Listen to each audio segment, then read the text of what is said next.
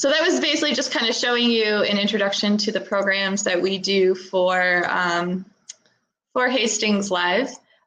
So the first program that we have is Fridays at the Fountains, and that was originally the only downtown music program that we had in Hastings when I started here those 7 years ago.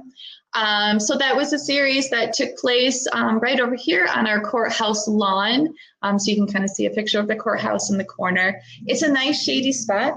And it did get to the point, though, where we realized that the only people who were really coming to this music series we were doing, which was every Friday at noon, we realized that the only people that were coming were people who lived in nursing homes or people who lived in group homes. And there weren't any other people in the community coming. So our attendance was pretty low. It was down to sometimes just about 50 people, 25 people. So we had actually just recently discussed the possibility of not doing that program anymore because it was such a small program. However, once we took a step back and we realized that the only people who were coming to this program, when we realized that it was a lot of people who have disabilities and people in the community who don't get a chance to get out that often, that's when we realized that we especially needed to keep a program like this because it is for people who may have troubles having more access to music and entertainment in their community. So that's a program that we have definitely held on to, and now we are marketing it as such. So now when you we're trying to book things more like Elvis impersonators and people who would really appeal to that age group, that senior citizen age group. So that's been a really, really great program that we have. So that was our first program, our original program. And then I got hired, and what happened was the city had just built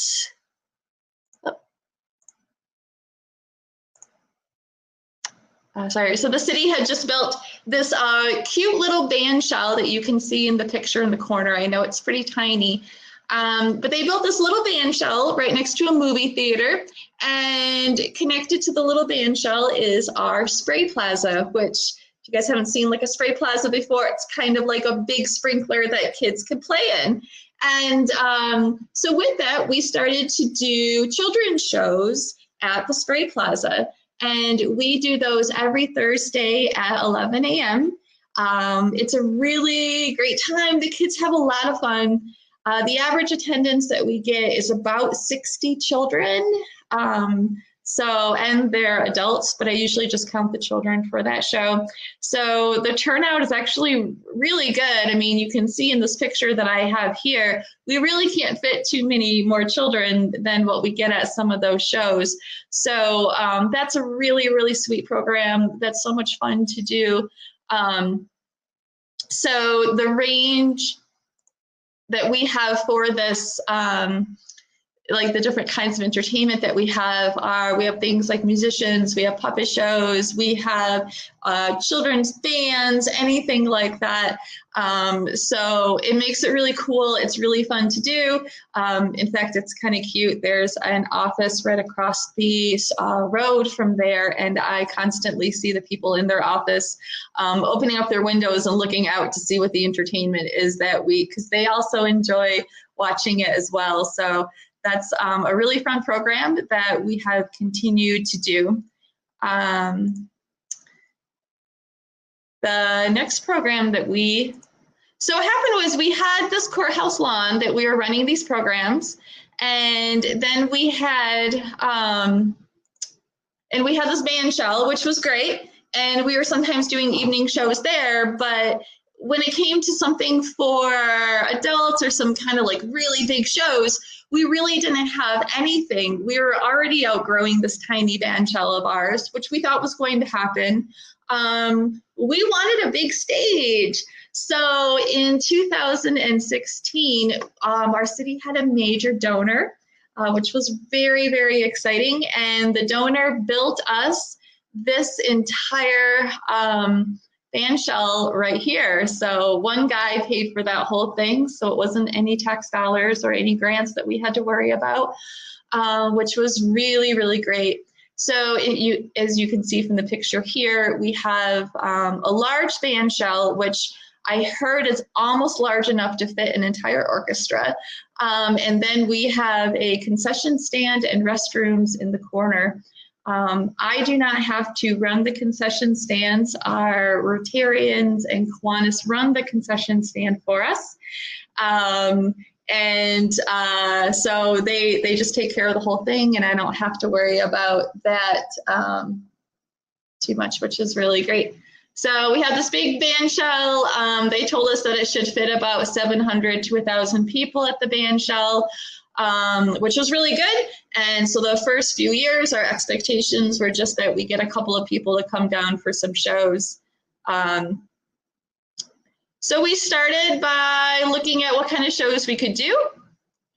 And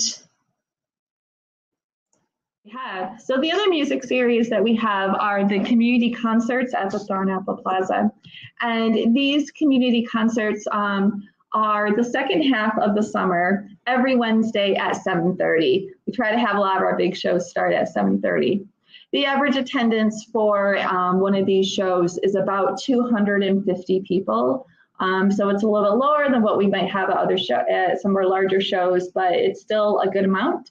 And this series is a chance for bands, mostly from Hastings, to get to be on our big stage and performing, which is really exciting. We like to see that. Everyone likes to see like their favorite local band.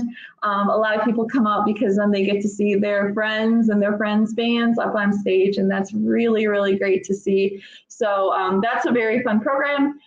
We don't necessarily have enough bands in the city of Hastings to be able to fill even half of the summer with music.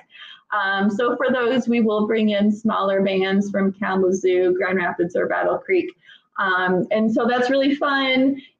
So a much smaller venue, but we do get people who come every single Wednesday because they want to see who is playing on Wednesday. So that's a really great program that we do.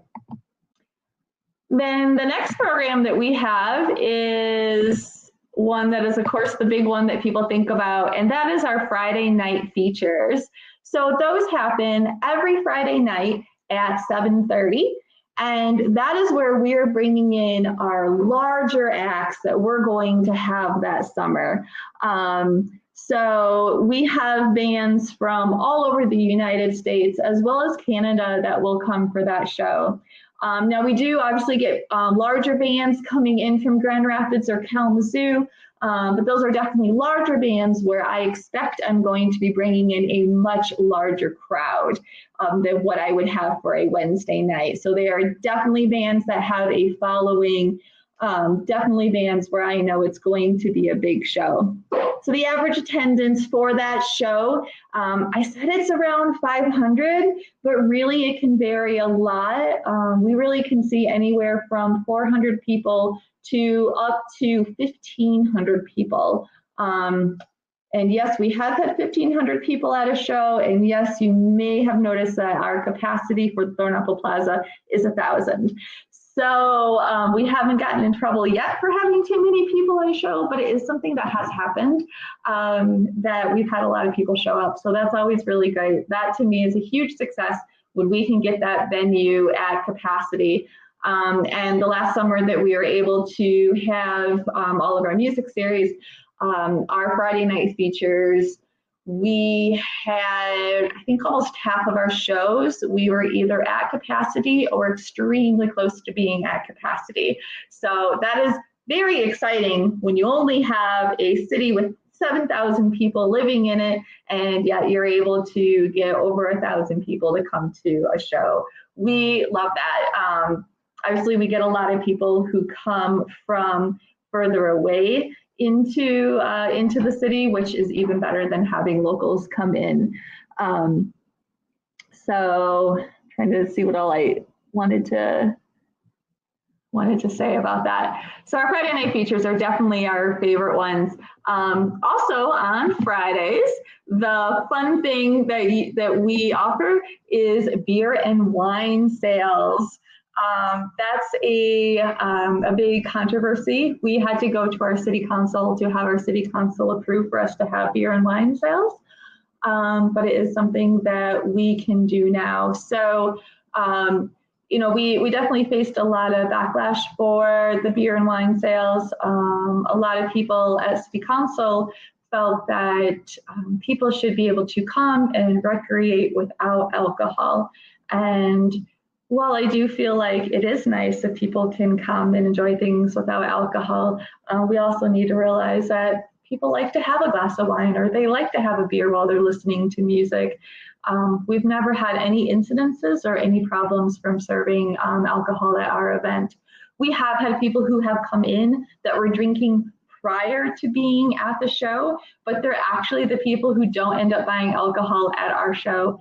And the problems that we have are so incredibly tiny when you consider how many people we're bringing in. If I'm bringing in 1,000 people and I have an issue with one person, that's really not a big deal.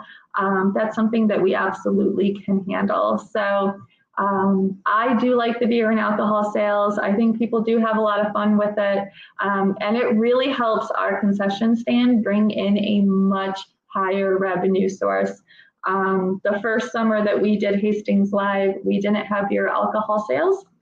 The next summer we did, and in one night we were able to make a larger profit than the entire summer before. So that is a big deal. Also our beer and alcohol sales, okay, I'll answer that. That's a good question, Lisa. Our beer and alcohol sales are also a little more expensive than what you can get at home, and that makes a big difference. We are not selling the Budweisers. We're selling more the Bell's beer, the Blue Moon, the crafted beer, which makes a big difference. So how did we, Lisa, you asked, how did we overcome the city objection to alcohol? It took time. It took a lot of time. It took me personally talking to people on city council, inviting them into my office to sit down so that I could tell them my thoughts on it. And as you have an alcohol-free, no need to change. Yeah, that is difficult. It is hard.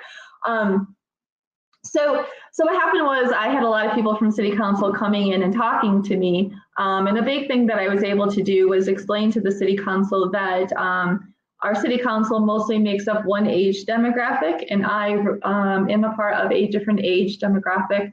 So I was able to say to them that I was able to compare two different bars that we have in Hastings. We have one bar, which is a townie bar, and we have another bar that is a microbrewery.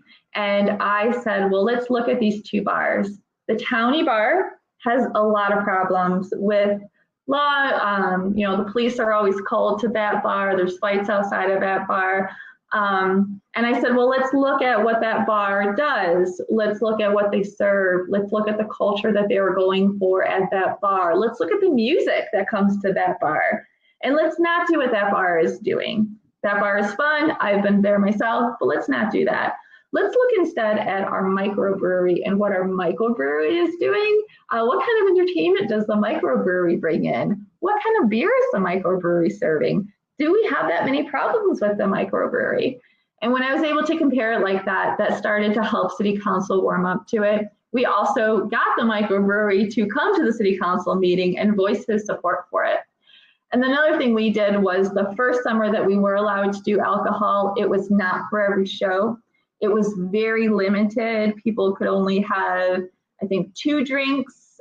They had to have a wristband. They had to have, they really went above and beyond.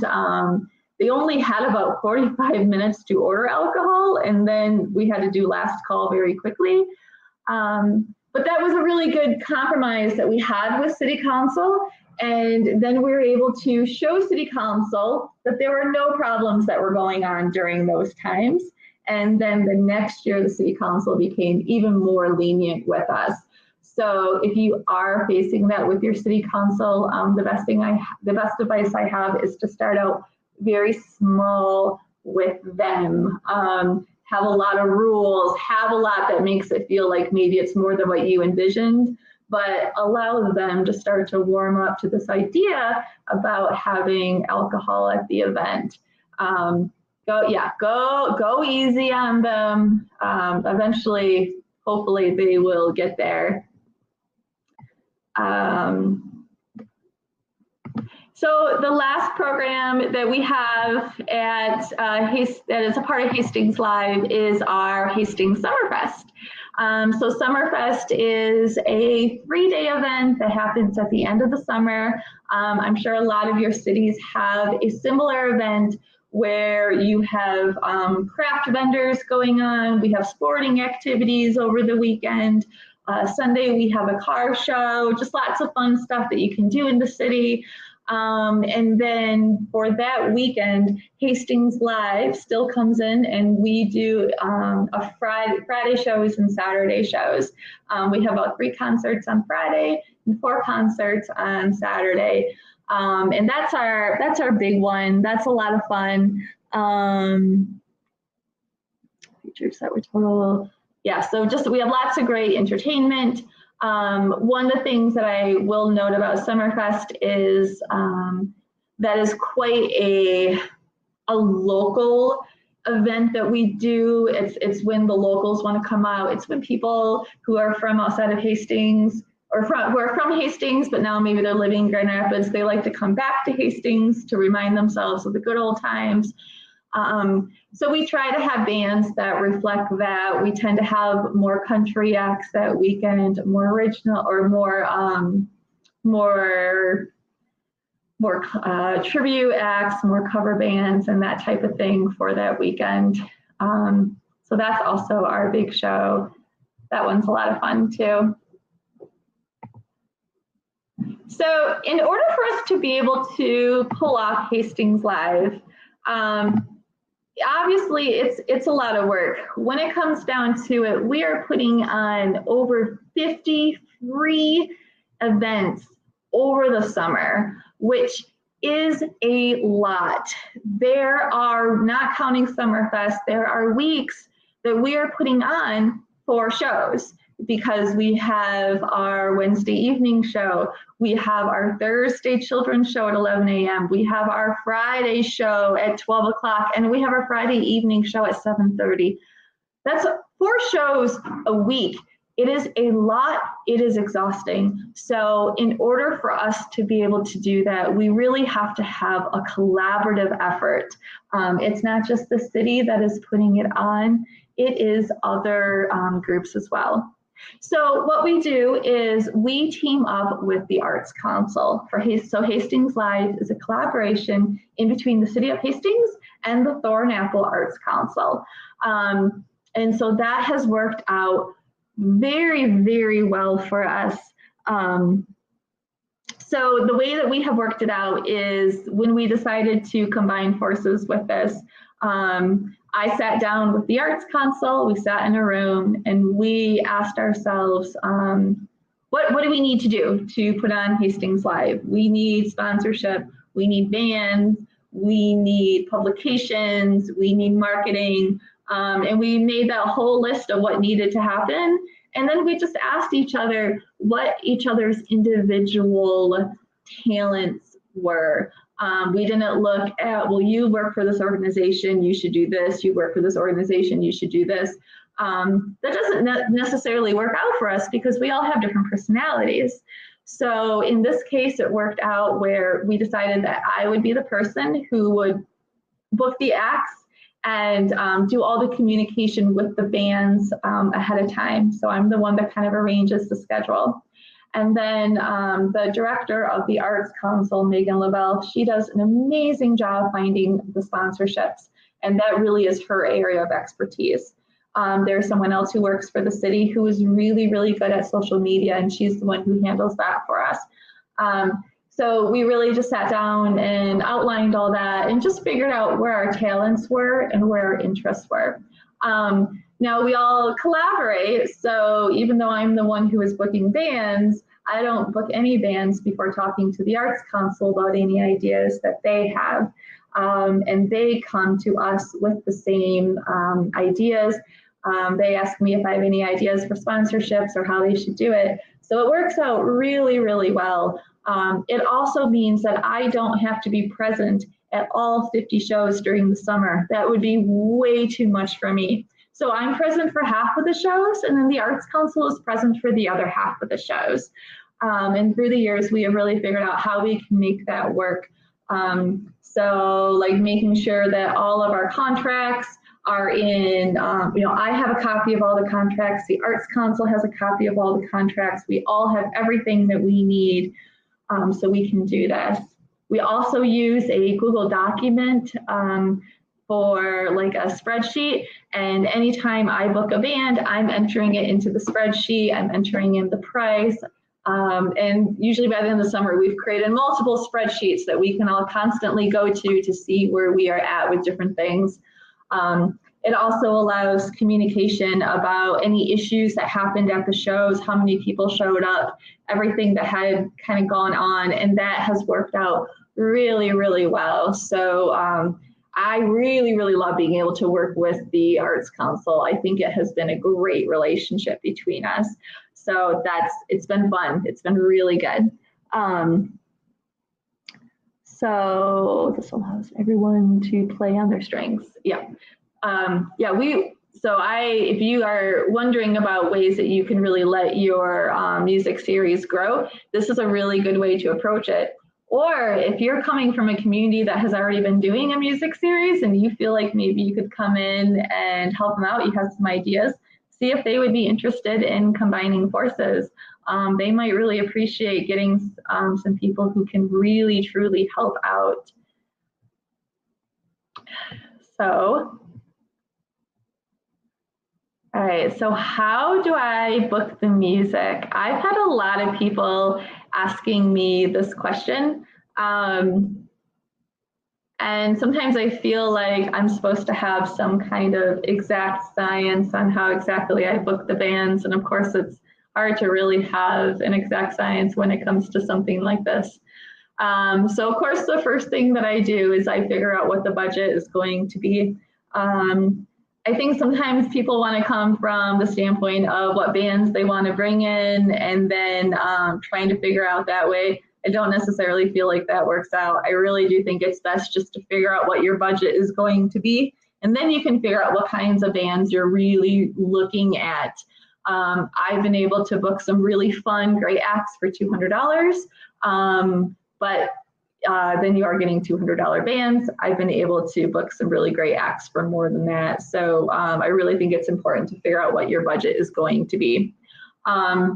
And I'm not sure if this was mentioned later in my PowerPoint, but I will say that if you have someone who is willing to build you a venue, which is great, please make sure that you are planning that you're going to need to spend more money to bring in enough acts and to bring in people to want to see those acts. So if you're building a big $1 million band shell, you're going to also need a pretty hefty financial contribution every year so that you can bring in acts to fill up those venues.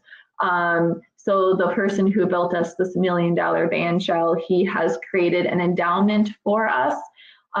So he is giving us quite a substantial amount of money every year. And I think at this point, we are good for the next 3 years with the endowment that has been set up for us. So that's really good. It's less that we have to worry about. However, I know that when that 3 years is up, we'll really be hoping we get that extra money. So my first step for booking the music is to make sure I establish my budget. The next step is, of course, the fun part, which is to go to as much live local music as I can possibly go to. Oh, okay, so I'll go back and answer your question right now, Michael. So Michael asked, how much support do you get from local businesses? So we do get a good amount of support from local businesses. And of course, what happens is the more acts that we're bringing in, the more local businesses want to contribute because they are really seeing how their money is really paying off as they do the sponsorships. People are more likely to come to their businesses afterwards. So as in terms of the exact number, I couldn't quite tell you that, but I can say that it is a good amount. We offer some variety of sponsorship levels, from stuff as small as $50 to sponsorships that are as high as really just about whatever someone wants to give us. So we will work out a sponsorship level for that. We also will do some creative things for sponsorships. We've allowed some sponsors to do like a fashion show.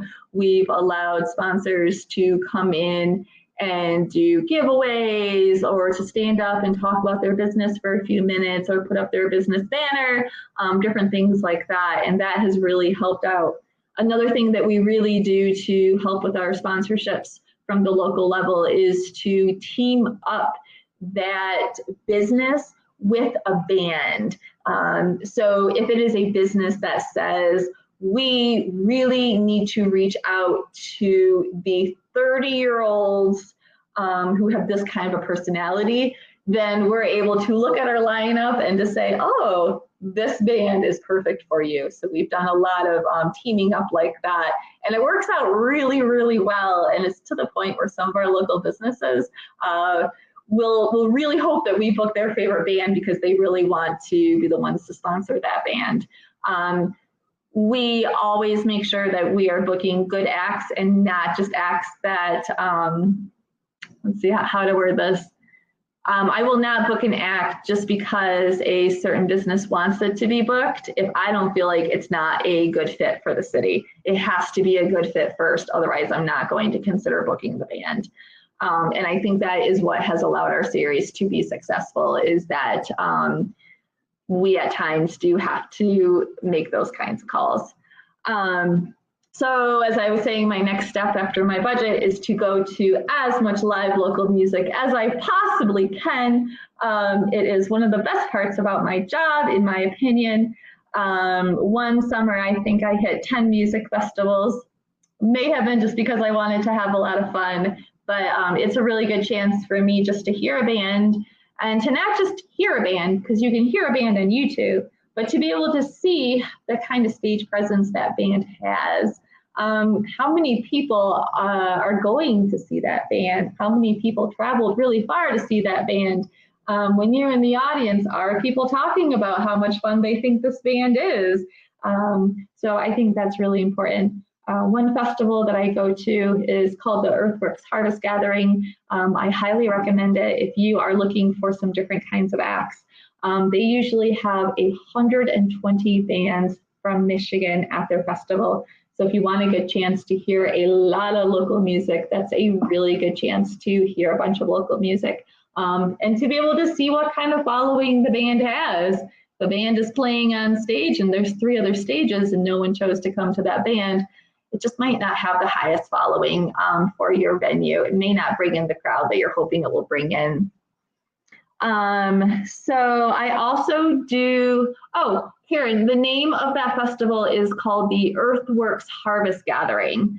And it was originally started as a chance for local musicians to all come together and collaborate with each other. But I found that it's a really good chance for me just to come and listen to music. Now, I will say that it mostly has, it mostly has a lot of bands that are doing originals, writing their own stuff. So it may not necessarily have the culture as what you're trying to go through with your music series.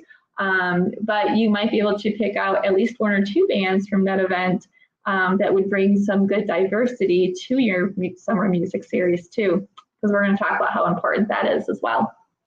So then the next step that I do for booking bands is I check my email for submissions. I get about 150 submissions a year from bands. So when people try to act like it's a big deal that a band says they're interested to come to Hastings, I kind of chuckle to myself because I think, well, yeah, a lot of bands feel that way. A lot of bands send me submissions.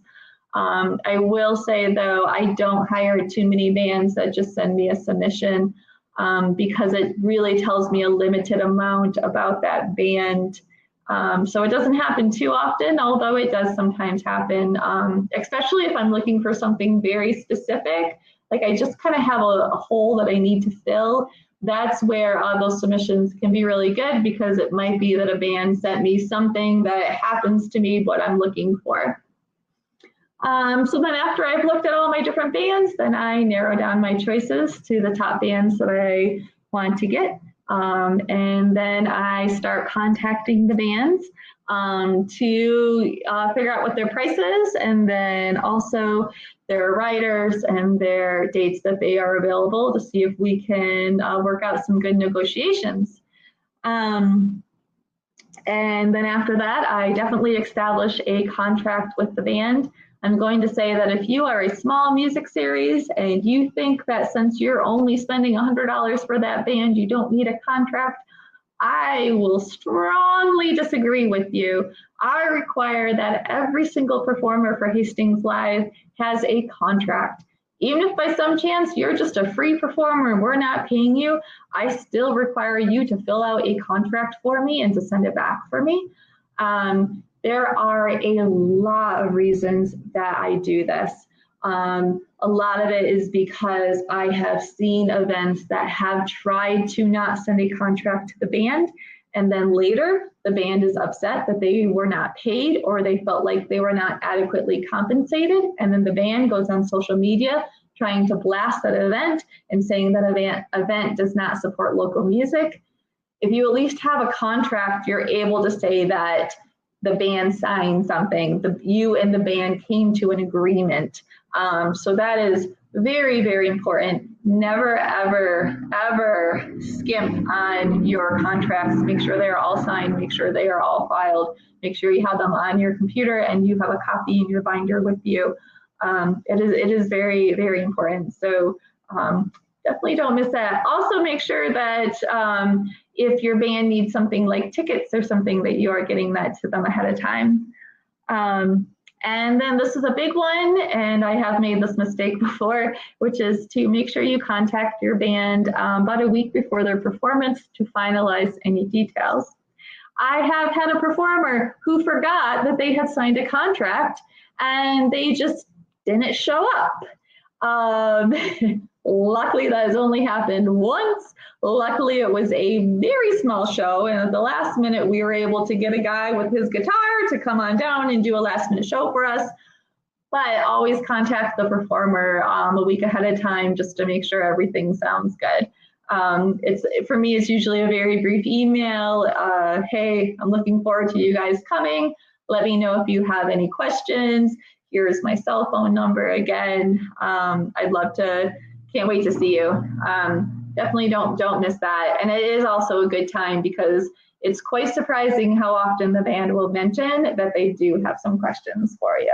So it is important to do that. I also make sure for some of my bands that I remind them that our downtown, even though it is small, we have 2 band shells. So I remind them that they are going to the large band shell or the small band shell because many times I've had bands show up at the wrong venue before. It's usually my first question if the band says that they're here but they can't see us. I know exactly where they're at. So, making my way down. So keeping a positive relationship with the bands. This is quite important, especially with a lot of the bands that I tend to book. Bands do talk to each other about your venue. Bands will share whether or not they thought your venue was a blast to play at. They had so much fun. They just thought it was a great night, or if they don't feel that way. And as they share that information with bands, it can make other bands decide that either they really want to come to your venue or they really don't. And here's the deal. If they really want to come to your venue, you're going to have a much easier time negotiating a contract with them than if they don't want to come. And bands definitely do this. I have definitely heard bands tell each other, well, well, we don't like that venue, so make sure you get paid like an extra $500 to do a show over there. You obviously do not want to be that venue. You want to be the venue that the bands all want to play at and the bands are willing to give you a good deal on. I do have bands who give me good deals because they enjoy coming to our facility. So that makes me feel good because it really makes me feel like I am supporting these performers. And also it's of course better for the community that way too. So this is a big thing and I didn't know where to put it, but I'm going to make sure I tell you guys this. I know a lot of you may already know this. Never, ever, ever, ever ask a band to play for exposure. That word exposure is considered a very, very bad word to say to a band. And the reason for this is because when you are asking a band to come to a show, you're not just asking them to come and play for an hour and a half. You're asking them to drive all the way to your facility, which for us in Hastings, unless you're from Kalamazoo or Grand Rapids, you're going to be making a pretty long road trip. So if you're asking bands to drive hours sometimes to come all the way to your facility, you're telling them they need to come ahead of time to warm up. They need to stay to repack. It is a lot of work. It is very, very common for our bands to put in at least 8 hours for that 90-minute show that you just got. So that's why it's very important that you not use the word exposure. It really puts down the work that the band is putting into coming to your facility. Also, I can tell you guys that unless you actually have other event coordinators at your show, you're not giving that band exposure. Yes, bands never know when there might be someone out there who's listening that could potentially book them. However, bands are not guaranteed that. Unless you can guarantee that to a band, it's not really exposure for the band. Now, I do have a challenge because I do get bands contacting me and I don't really know what to tell them because they do need to get out and they do need to do probably some free shows because they are not quite at that level yet where they can, where I really can justify hiring them. So in those cases, I'm usually just very polite and I kind of say, you know, we need some bands who have a bit of a following. Or I can just say that we're just not really interested in you this year, but I never suggest they do anything for exposure. So make sure you don't do the same thing as well. Just make sure you have that respect for those bands.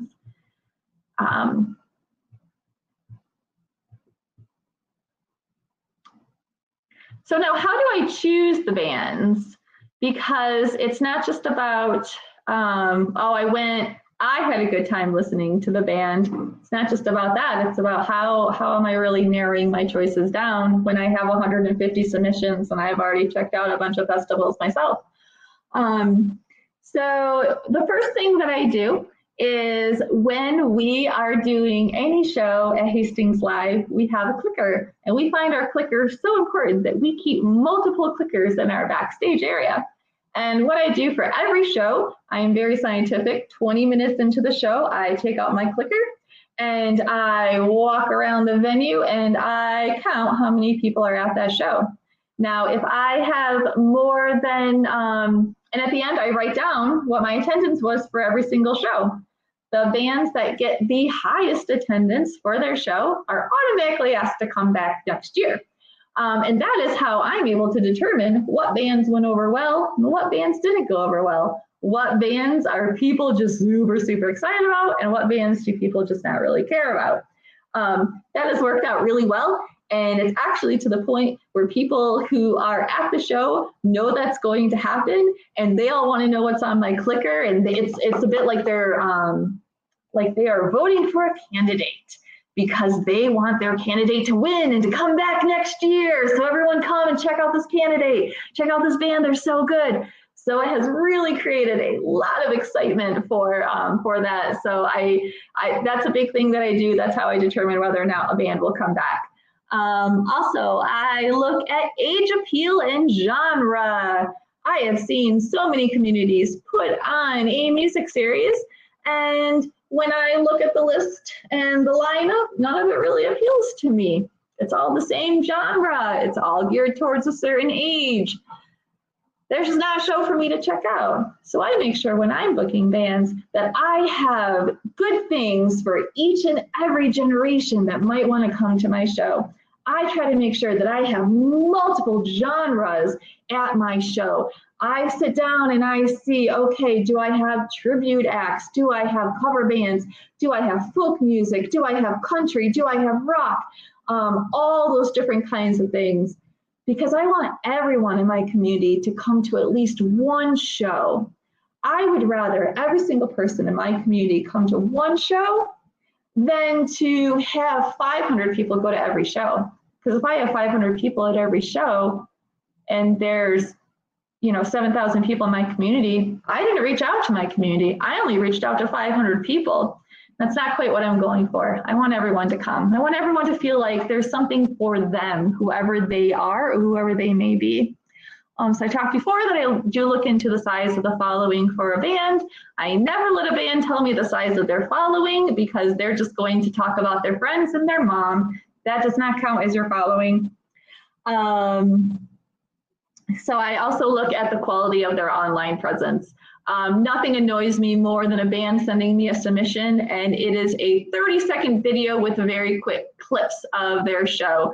That tells me absolutely nothing about your band. It doesn't tell me if you're going to engage the audience. It doesn't tell me if the audience even cares to listen to you. It doesn't tell me if you have a good quality show. All it shows is that you created a good 30-second video. I'm not doing a 30-second video. I'm asking you to come up for a 90-minute show. So submissions that are 30 seconds long and don't tell me anything about the band, I don't hire those bands. That just doesn't happen. And then the appeal to the community. So I know one of you, I think Michael talked earlier about trying to bring in some different kinds of acts like the Ragbirds, the Crane Wives, and looking for different kinds of acts that would work in a fickle community like Gaylord. That is, like, I get that, but I'll also tell you that I have brought in Aaron Zindel and the Ragbirds. I've brought in the Crane Wives. It goes over great in our community. People love that kind of thing. Those bands have a following. And you may also find that it's not just about bringing in people in Gaylord, because people are already in Gaylord. Can you bring in people from outside Gaylord or get people to drive to Gaylord? Then it makes people in Gaylord feel like there's something really cool going on because you got all these people who drove so far to come here. This doesn't happen too often, but for Hastings Live, I do get people who are coming from out of state even. I've had people drive from different states to come to our shows. So that's always very exciting. Oh, I still have slides to go through. So I can kind of email this out. It is always important to have a contract and a rider with bands. Like I said, like it's an agreement between you and a band. Also remember that a rider you may not know this, but a rider may actually include safety information for the band. So make sure you're really looking at that. Things like electrical outlets, all that stuff that may look very boring to you, read the fine print very carefully because otherwise you could end up in a bad situation with the band. So my biggest piece of advice is in order to run a music program that anyone in your community can and will attend, you have to book a variety of music. I had to make sure I repeated that. You cannot tell anyone what kind of music they should like. That's annoying. Never book a band for exposure. Those really are the biggest things that I can say that are quite important. So does anyone have any questions? I know I got kind of fast at the end because I wanted to try to get through everything.